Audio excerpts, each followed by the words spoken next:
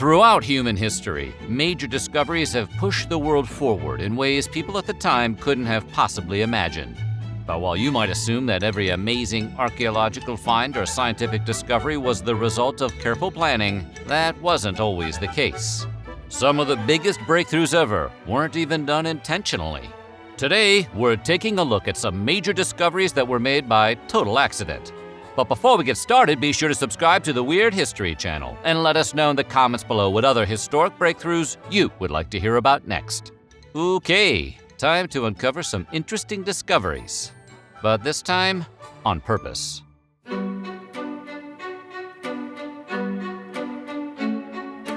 American engineer and habitual overachiever Wilson Greatbatch boasted 325 patented inventions by the end of his career, which is pretty impressive. Most of us can barely manage 300. With such a prolific career, you may be surprised to learn that one of his most important inventions came about as a mistake. In 1956, Greatbatch was trying to create a device to record a heart's rhythm. While adding components to his device, a part was included which emitted an electrical pulse of its own, ruining its ability to work as intended. One of the first rules of inventing is, don't electrocute your customers. However, in a fortunate turn of events, Greatbatch saw the potential for a completely new invention. The rhythm of his failed device actually sounded a lot like a heart's natural beat. Greatbatch eventually deduced that it could be used to deliver electrical pulses that would keep an unstable heart in rhythm. This simple mechanical mistake ended up becoming the pacemaker, which has since saved the lives of countless people.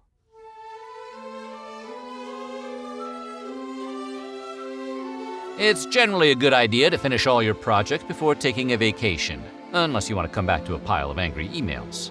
Nobody told bacteriologist Alexander Fleming that back in 1928. When he left his position to take a few weeks off from the lab. When he returned to the office, he discovered that one of his culture plates he had left out was now covered with the Staphylococcus bacterium. Looking closer, Fleming found a mold he didn't recognize had begun to grow. This mystery mold seemed to be repelling the staph. Fleming realized the compound could be used as an antibacterial agent, but his efforts to isolate it were unsuccessful. It wasn't until 1939 when scientists at the University of Oxford successfully isolated and mass-produced the mold, now called penicillin. In short, Fleming's rush to take his vacay wound up producing one of the most important antibiotics of the last century.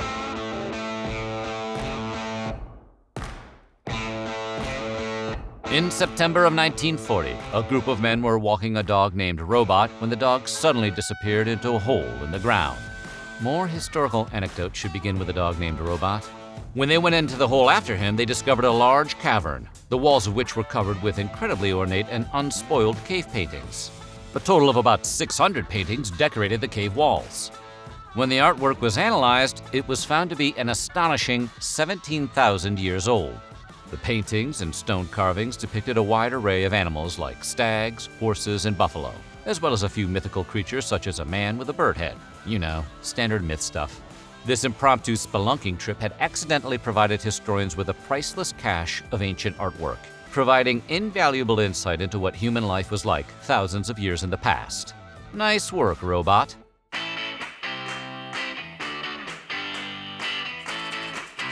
Swiss engineer Georges de Mistral was sick of taking his dog for a walk and coming back covered in prickly burdock seeds. By 1941, he'd finally had enough of plucking the burrs out of his dog's fur, and presumably his own feet. Being an engineer, Mistral wanted to figure out what gave burdock seeds their vice-like grip. After looking at the seeds under a microscope, he found thousands of tiny hooks protruding from the seeds. Georges wondered if he could find a practical application for this discovery. He designed and patented a pair of nylon fabric strips, one with thousands of burdock-like hooks, and the other with thousands of loops to fasten onto. Plus, the strips made an oh-so-satisfying sound when they were pulled apart. That invention was Velcro, and countless happy parents cried out in joy and relief as they were no longer required to tie their toddlers' shoelaces.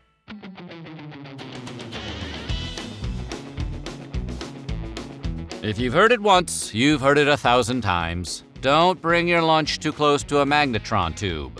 But that's exactly what engineer Percy L. Spencer did in 1945. He was working near a magnetron tube when he noticed that the chocolate bar in his pocket had begun to melt. Spencer rightly deduced that the waves inside the magnetron tube reacted with the chocolate, heating and melting it right in his pocket. Curious as to what else he could melt with his newfound heat ray, Spencer pointed the tube at other foods, including corn kernels and eggs. Several experiments and much testing later, the radar range was sold to the public as an expensive commercial cooking device. By 1967, an affordable version of the invention had become available, now called the microwave. Today, folks around the world can safely and quickly reheat their burritos thanks to one carelessly pocketed candy bar.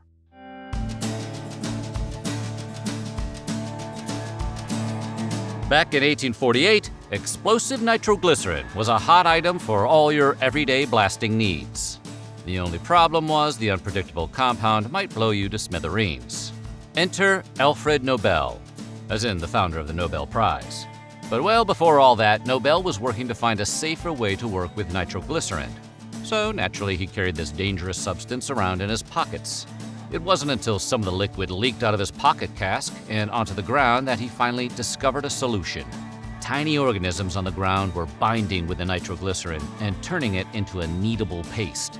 This paste was safer to handle, and the combination of infused earth made for better explosions. Originally calling his discovery Nobel's blasting powder, he eventually settled on the name dynamite.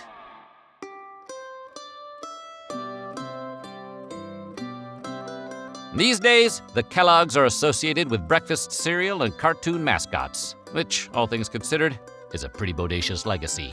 But back in 1876, Dr. John Harvey Kellogg and his brother Will were only associated with the Seventh-day Adventist Church's Battle Creek Sanitarium, which they ran in Battle Creek, Michigan. John had been working on an easy recipe for healthy breakfast food to serve his patients. But running a sanitarium can be busy, and one night John forgot to put away the flour, oat, and cornmeal dough he had been preparing.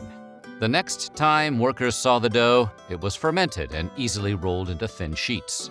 Once baked, the sheets were broken into smaller, fun-sized bits, and the first breakfast cereal empire was born. Maybe sprinkle a little sugar on there too, John. That'd be great!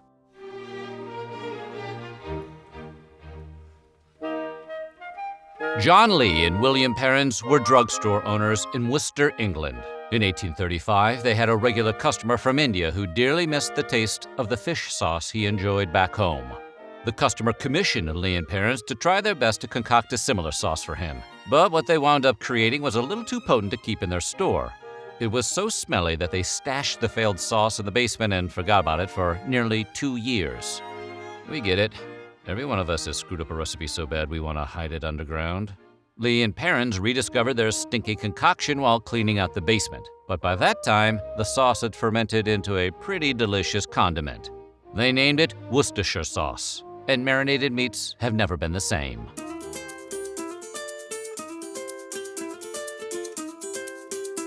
People begin getting acquainted with the colorful, smelly Play-Doh almost directly after being born. But the playful putty wasn't always suitable for ages 2 and up. For that, we can thank the coal industry. Makes sense, they used to employ toddlers. Might as well give them something to play with during break time. Back when homes were primarily heated by coal, the stoves used would produce a lot of excess soot.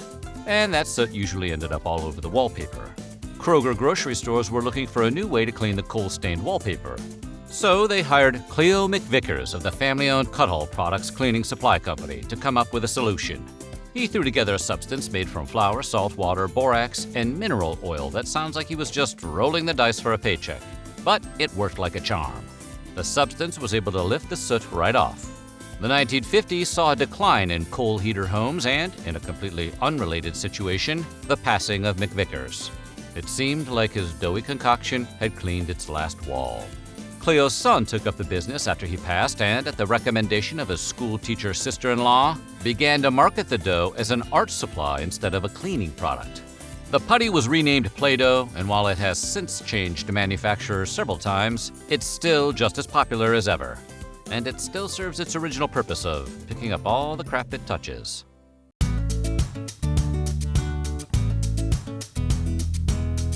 Post-it notes, those sticky squares of yellow paper that help us remember daily tasks like pick up the dry cleaning and drink some water, were invented by a research chemist from 3M by the name of Spencer Silver. Silver was looking to develop a super strong, super tough adhesive. He ended up inventing the exact opposite of that, a particle that allowed for removal and reapplication even after multiple adhesions. An interesting development, but again, the exact opposite of what 3M was looking for. They had no interest in the reusable adhesive, and the project was shelved until 1980, when a coworker challenged Silver with a way to better bookmark his church hymnals. Silver slapped that reusable adhesive onto the back of some tiny squares of paper, and office supply stores have never been the same.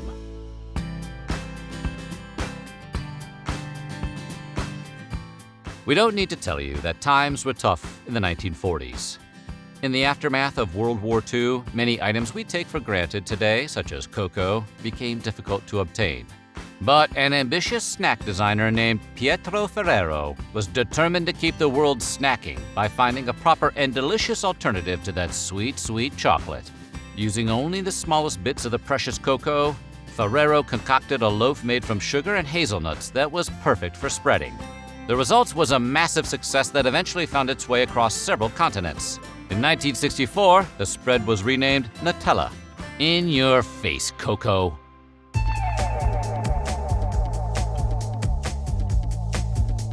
Swiss chemist Albert Hoffman was big on experimenting with lysergic acid, a compound he was able to synthesize from some fungus growing on rye bread. Bit of a strange hobby, but you know how chemists are. He planned to study how different organic compounds could combine with the acid for medicinal purposes. What he didn't plan for was tripping his entire face off. Unbeknownst to him, Hoffman had accidentally ingested one of his latest compounds, labeled LSD-25. What followed was a 2-hour period of hallucinogenic intoxication, which was pretty nice, man. After realizing his totally groovy trip was the direct result of ingesting LSD-25, Hoffman decided to keep dosing himself to see what would happen. You know, for science. The compound was used extensively in the US until it was made illegal to manufacture, sell, or possess in 1965.